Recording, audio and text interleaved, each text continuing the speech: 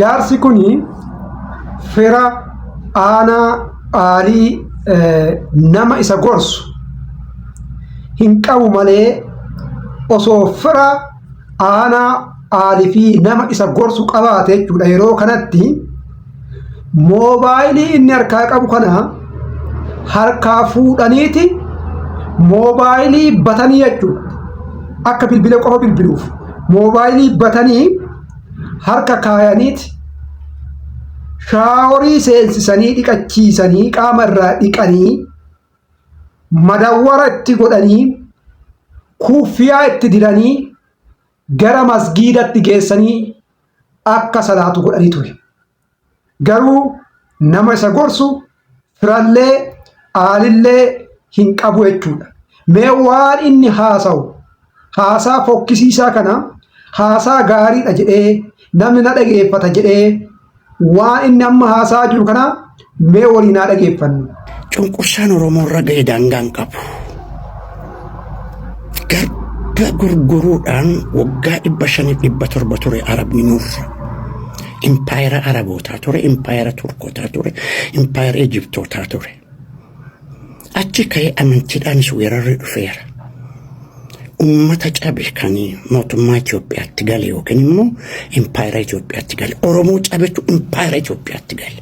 Cabee caccabee aadaansaa dhabamee yogguu weeraranuu warri Itoophiyaan kan jarri weeraranii amantii weeraranii namoota amantiidhaan cabe waran lammee cabani jechuudha. Dirribiidha kan Oromoo. Kanaaf ijoolleen adaadonni Jawaarin deeggartanuu hedduu waa balleessaa jirtu. Ustaazonni Jawaarin jala deeman hedduu waa balleessaa jiru. Dubbiin kun hin dhaabbatuu dhiisaa. Namni biyya dabarsee kennu hin jiru, lafa dabarsee kennu hin jiru.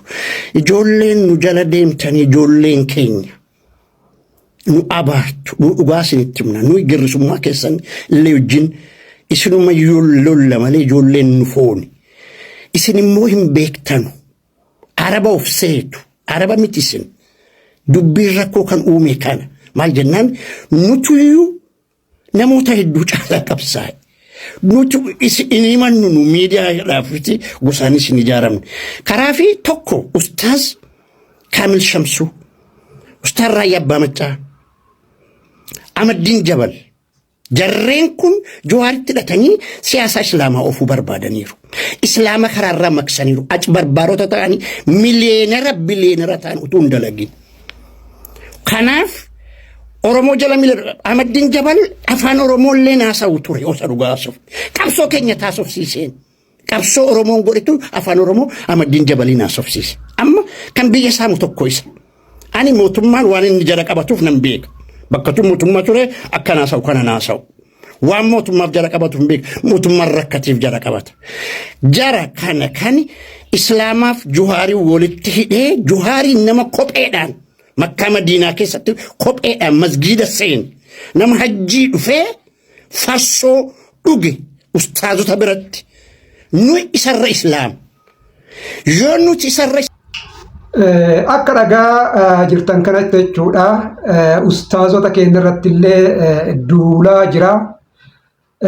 Akka ofiitti immoo amantii irratti illee waan duulaaf jiru fakkaata. Wantummaan isaa namaa hin galu jechuudha.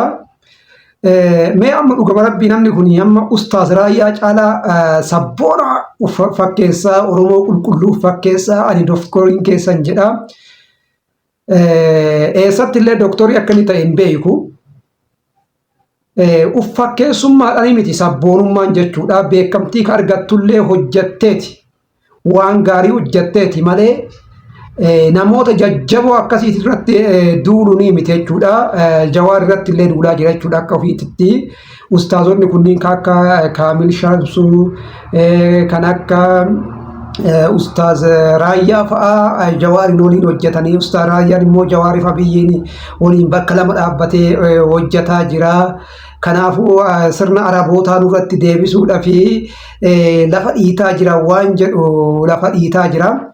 Kanaaf nama akkasii rakkisaa kana silaa namni osoo jiraatee namni akkana kun yaalamuu qaba. Silaa yeroo kanatti jechuudha manguddoon kun waan manguddummaa waan nama araarsuu waan nama guddaan haasa'uu qabu. Waan akkasitti haasa'uu qaba malee waan akkanaa kanneen haasa'uu hin qabu. Garuu maal godha yeroo tokko tokko jechuudha yeroo dargaggummaa keetii yeroo ijoollummaa keetii wanti raawwanne gaafa dullummaa keessa raawwachuudhaaf tattaafatta jechuudha. Kanaaf yeroo dargaggummaa isaatitti yeroo ijoollummaa isaatitti waan akkanaa kana hin dabarsine jechuudha. Waan hin dabarsiniif yeroo ammaatti waan akkanaa kana dabarsuuf yaalii godha. Ani immoo kana dhibee maatiin isaa warri isaa haati warra isaa ijoolleen isaa yoo qabaate silaa moobaayilii jalaa dhoysaniitiin nama kana moobaayilii batanii harka kaanii nafa isaa irraa dhiqanii shaaworii galchanii akka inni salaatuuf jechuudha gara masgiidatti geessuu qabanii turanii. Garuu namni kana godhaa jiru hin jiru. Kanaaf mee isin immoo subscribe share like isin immoo subscribe share like comment gochuun dagatinaa.